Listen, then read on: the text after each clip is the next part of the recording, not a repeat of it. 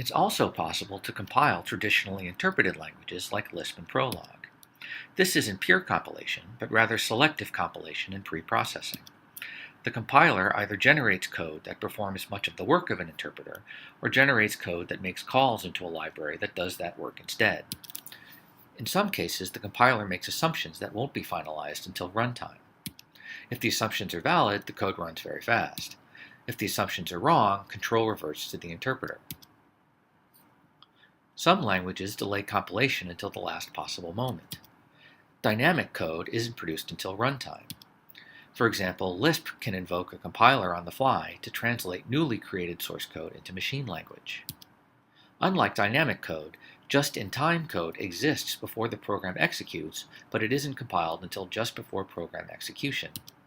For example, C#'s compiler produces .NET Common Intermediate Language, which is translated into machine code immediately prior to execution.